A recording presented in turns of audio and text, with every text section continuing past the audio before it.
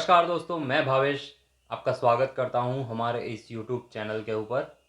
जैसे कि मैंने पहले भी बताया हुआ है कि हमारी चैनल के ऊपर आपको 100% एक्यूरेट और ऑथेंटिक कंटेंट मिलेगा। आज भी मैं ऐसे ही एक टॉपिक लेकर आया हूं। आज हम लोग बात करने वाले हैं फायर ट्रायंगल के ऊपर, जो कि एक बेसिक टॉपिक है। जब भी हम लोग फायर का ट्रेनिंग लेते हैं, चाहे हम लोग फायर प्रोफेशनल की ट्रेनिंग के लिए जाए या तो फिर इंडस्ट्री में जो हम लोग बेसिक फायर फाइटिंग का ट्रेनिंग देते हैं हमारे दूसरे डिपार्टमेंट के एम्प्लॉयज़ के लिए भी, उनके लिए भी जो भी हम लोग फायर ट्रायंगल दिखाते हैं, उसमें क्या होता है कि उसमें हम लोग सिर्फ पिक्चर दिखाते हैं। जब भी हम लोग प्रेजेंटेशन रन करते हैं तो वहाँ पे एक ट्रायंगल दिखाते हैं।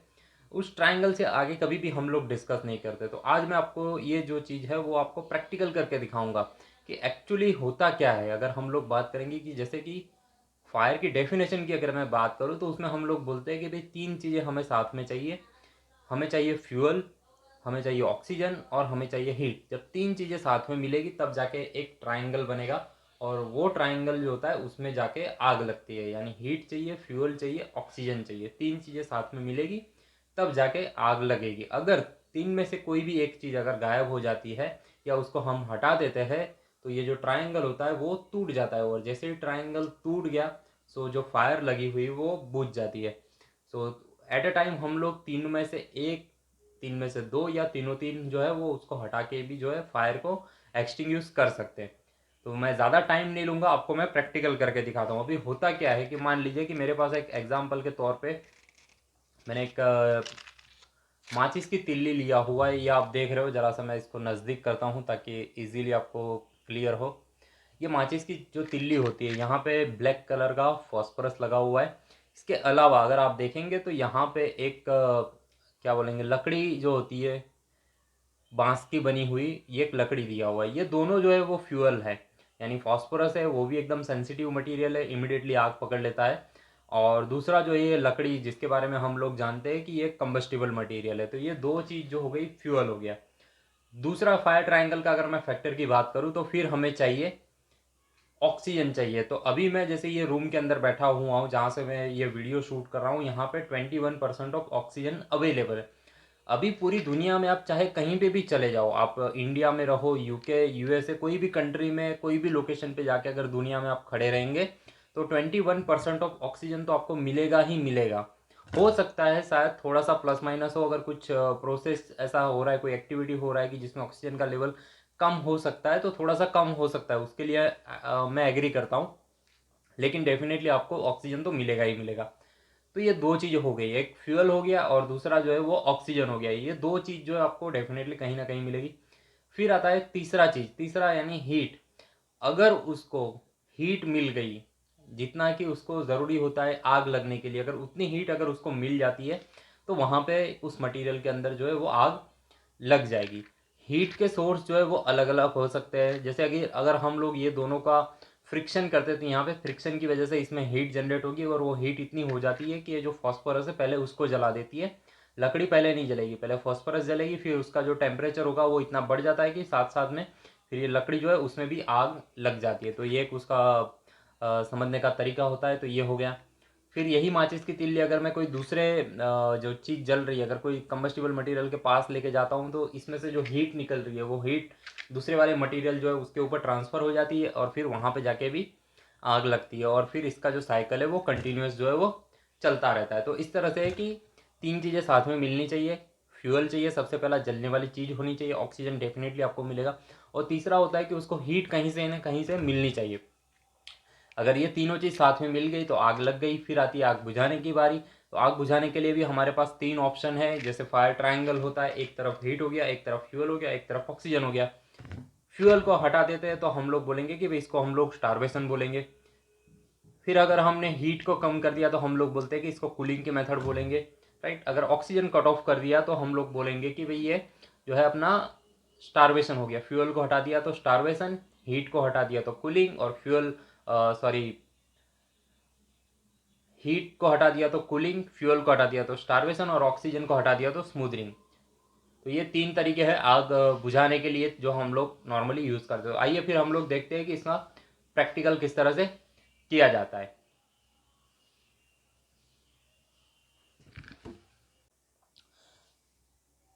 ओके दोस्तों, तो अभी हम लोग बात करने वाले हैं फायर ट्रायंगल के बारे में। उसका प्रैक्टिकल सेशन किस तरह से रहेगा और फायर जो है वो किस तरह से फैलती है और किस तरह से उसको हम आग जो है वो बुझा सकते हैं। बेसिकली 3 स्टेप होते हैं, जिसमें हम लोग बोलते हैं कि भाई हीट चाहिए, फ्यूल चाहिए, ऑक्सीजन चाहिए। 3 चीज़ें अगर साथ में मिलती है तब जाके आग लगती है। तो 3 में से 1, 2 या तीनों तीन अगर एक साथ अगर हटा देते हैं तो आग जो है वो बुझ जाती है। उसी का प्रैक्टिकल करके अब देखेंगे। अभी मेरे पास क्या है कि जैसे अभी आप सामने देख रहे हो कि मैंने यहाँ पे रुई के 3 टुकड़े रखे हुए हैं, और ये जो है ये तीनों तीन जो है वो मेरा फ्यूल का काम करेगा। और चौथा वाला टुकड़ा जो है वो थोड़ा सा अलग रखा हुआ है, करीब करीब 2 उंगली जितना गैप जो है वो मैंने रखा हुआ है, 2 से 3 उंगली का गैप है। और इसमें ये एग्जांपल मैं क्यों दिखा रहा हूँ, बेसिकली क्या होता है कि जब भी हम लोग कोई भी फैक्ट्री देखेंगे जहाँ पे वेयर हाउस है या कोई भी कम्बस्टिबल मटेरियल का स्टोर करके रखा हुआ है, ये चीज़ वहाँ पे एप्लीकेबल होती है। अगर आप देख रहे हो कि कहीं पे फायर लगा हुआ है, तो फायर के साथ आप देखिए कि जब वहाँ पे फायर लगा हुआ है तो एक पॉसिबिलिटी ये है कि जो चीज़ अभी तक नहीं जली है, ये चीज़ उसको हम लोग क्या वहाँ से हटा सकते हैं। कोई भी चीज़ अगर है जलने वाली चीज़ वहाँ पे रखी हुई है, अगर कंटिन्यूस फ्यूल मिलता रहेगा तो आग जो है वो फैलती रहेगी, राइट। और उसके साथ साथ जो जलने के बाद जो हमारा प्रॉपर्टी का नुकसान होता है वो भी काफ़ी बड़ा होता है। तो एक फायर एक्सटिंग्विशिंग की एक ये मेथड होती है कि भाई ये पॉसिबिलिटी है क्या कि मैं फ्यूल जो है उसको हटा सकूँ। तो उसको हम लोग स्टारवेशन का नाम देते हैं कि ये मैं इसको यहाँ से नहीं रखूँगा और यहाँ से इसको हटा दूंगा। मैंने पहले से इसलिए दूर रखा हुआ है ताकि ये रुई जो है वो बहुत ही जल्दी आग पकड़ लेगा और मुझे टाइम नहीं मिलेगा कि मैं यहाँ से इसको यहाँ पे हटा सकूँ, राइट। तो इसके लिए मैंने दूर रखा हुआ है। जब हम लोग प्रैक्टिकल के लिए जाते हैं, यानी प्रैक्टिकल इन द सेंस कि जब हम लोग कोई कॉल पे जाते हैं तो ये चीज़ हम लोग देखते हैं कि भाई जो चीज़ अभी तक नहीं जली है उसको पहले से ही हटा दो।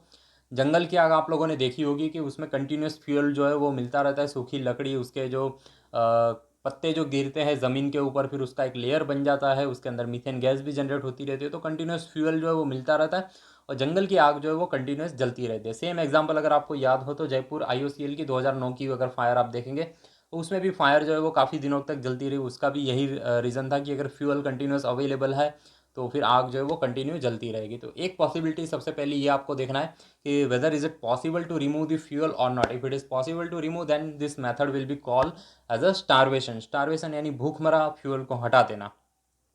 तो अभी मैं ट्राई करके आपको दिखाऊंगा कि इसको हम लोग किस तरह से कर सकते हैं। अभी जैसे मेरे मेरे पास एक माचिस है, मैं इसमें से एक माचिस की तिल्ली निकालूंगा। माचिस की तिल्ली में भी अगर आप देखेंगे तो आपको पता आ जाएगा कि इसमें फास्फोरस जो है वो फ्यूल का काम करेगी, साथ साथ इसमें लकड़ी जो है वो भी फ्यूल का काम करेगी।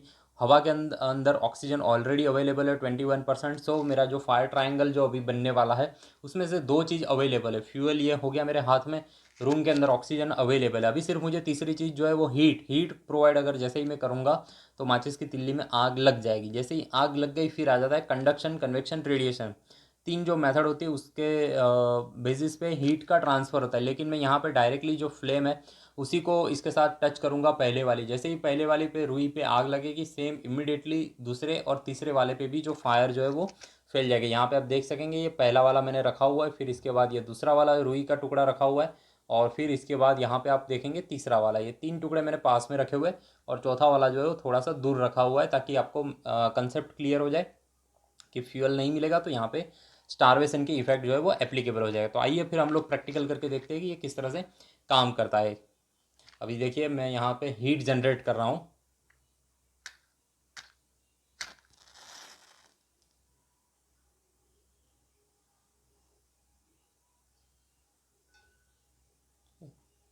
आप देख पा रहे हैं कि यहाँ पे 3 चीज़ जो है वो साथ में रखी थी इसलिए जल गई।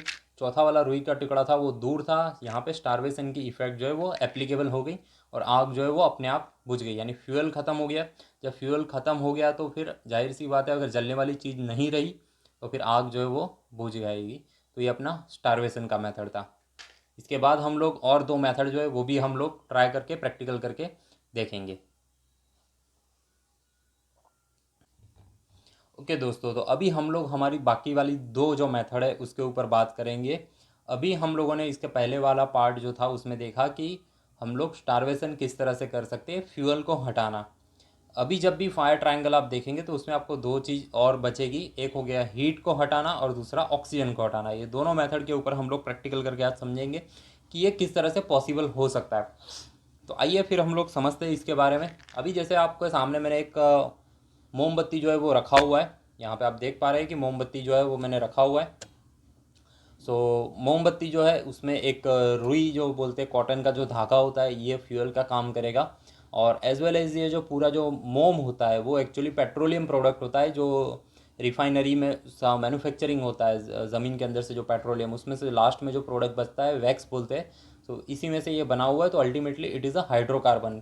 सो पेट्रोलियम प्रोडक्ट है, और ये जो कॉटन का धागा जो है, फाइबर जो है, ये भी जलने वाली चीज़ है। तो फ्यूल ऑलरेडी अवेलेबल है, हवा के अंदर ऑक्सीजन ये भी अवेलेबल है, हमें सिर्फ उसको हीट पहुंचाना होता है। और हीट जो है हम लोग वो डायरेक्टली अप्लाई करेंगे, यानी हीट यानी जो फ्लेम है वो डायरेक्ट मैं इसके पास लेके जाऊंगा। जब मैं इसके पास लेके जाऊंगा तो इसके अंदर जो है वो फायर जो है वो लग जाएगी। जस्ट 1 सेकंड, मैं इसको थोड़ा सा बैंड कर देता हूँ ताकि इजीली जो आग वो फैल जाए।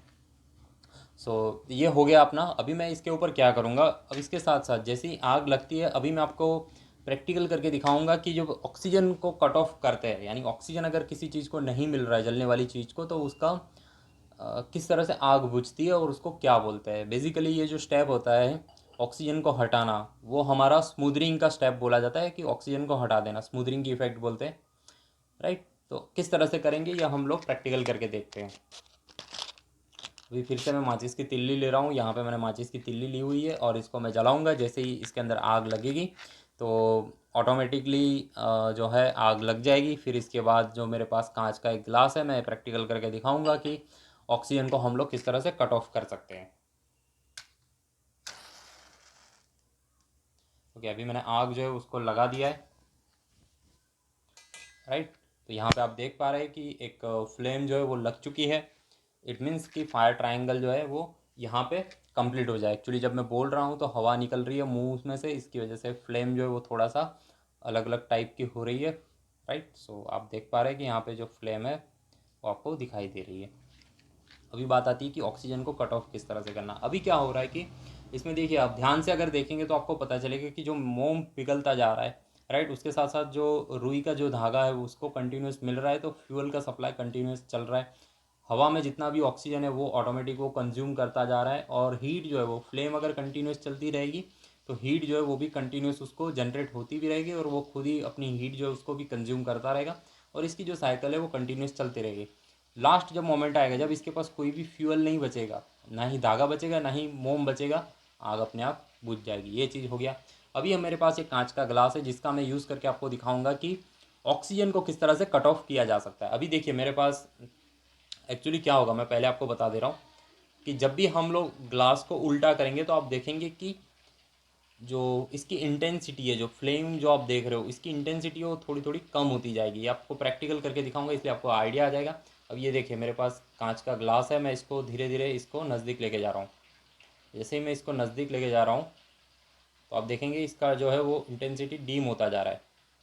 देखिए अभी मैंने इसको हटा दिया, फ्रेश ऑक्सीजन उसको मिलने लगा, और फ्रेश ऑक्सीजन मिल गया तो इट मीन्स इसकी फ्लेम जो है वो वापस बढ़ गई। ये जो हम लोग बैक ड्राफ्ट की इफ़ेक्ट जो हम लोग बोलते हैं वो इससे रिलेटेड है, कि फ्रेश ऑक्सीजन उसको मिल जाता है। अभी मैं इसको 100% आग बुझा दूंगा।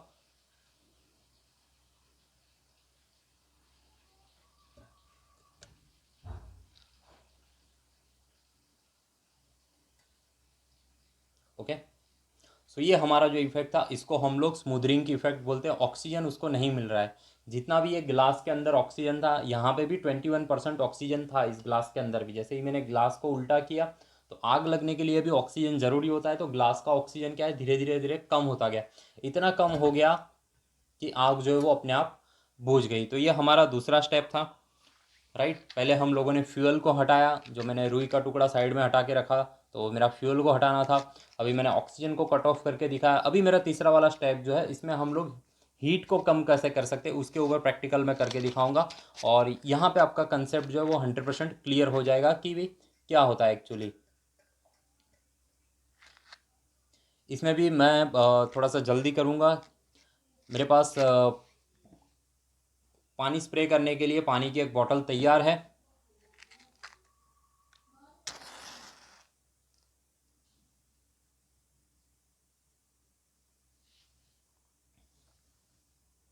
ओके, अभी यहाँ पे भी मैंने आग लगा दी है, हीट मिल गई, फ्यूल मिल गया, ऑक्सीजन मिल गया, फायर जो है वो लग गई।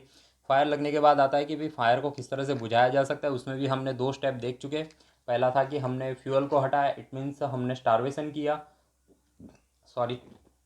फिर ऑक्सीजन कट ऑफ करने का, जिसको हम लोग स्मूदरिंग की इफेक्ट बोलेंगे। अभी हमारा तीसरा स्टेप आया कि भाई हीट को कैसे कम किया जा सकता है, या तो फायर ट्रायंगल का जो तीसरा पार्ट होता है हीट को हटाना, वो हम लोग प्रैक्टिकल करके देखेंगे। अभी जैसे ये हमारे पास पानी का फुहारा मैंने रेडी रखा हुआ है, जैसे ही मैं इसके ऊपर पानी डालूंगा तो पानी क्या होता है कि उसकी वाटर की हीट एब्सॉर्बिंग कैपेसिटी जो होती है वो सबसे ज़्यादा होती है। कोई भी मटेरियल ले लीजिए, हर एक मटेरियल हीट एब्सॉर्ब करता है, लेकिन पानी जो है वो सबसे बढ़िया तरह से हीट एब्सॉर्ब कर लेता है। इसलिए पानी का यूज़ जो है वो हम लोग फायर फाइटिंग पर्पज़ के लिए करते हैं। अभी मैं इसका जो स्प्रे करके आपको दिखाऊंगा कि देखिए अभी किस तरह से स्प्रे हो रहा है। यहाँ से मैं स्प्रे इसके ऊपर डाल रहा हूँ थोड़ा सा नज़दीक में। जैसे ही हीट को कम कर रहा है, राइट, फिर वापस टेम्परेचर बढ़ने लगा। अभी पानी उसमें मिक्स है, इसलिए वो इस तरह से तड़ तड़ तड़ आवाज़ आ रहा है। मैं इसके ऊपर पानी डाल रहा हूँ कंटिन्यूस फ्लेम के ऊपर, इसकी विक जो है उसके ऊपर मैं पानी स्प्रे कर रहा हूँ। हीट का लेवल जो है वो मैंने इतना कम कर दिया कि आग जो कंटिन्यू रहनी चाहिए, या तो जो टेम्परेचर पे आग उसके अंदर लगी उससे भी कम टेम्परेचर वहाँ पे पहुँचा दिया, और आग जो है वो अपने आप बुझ गई। तो यहाँ पे हम लोगों ने ये वीडियो के दो दरमियान तीन चीज़ें देखी, हीट, फ्यूल और ऑक्सीजन। तीन चीज़ें जब साथ में मिलती है तब जाके आग लगती है।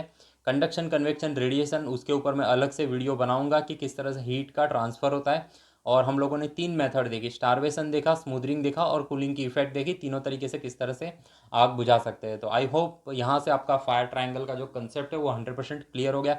फिर भी अगर कुछ भी डाउट हो तो डेफिनेटली कमेंट में मुझे क्वेश्चन पूछ सकते हैं, I will try to answer. Thank you.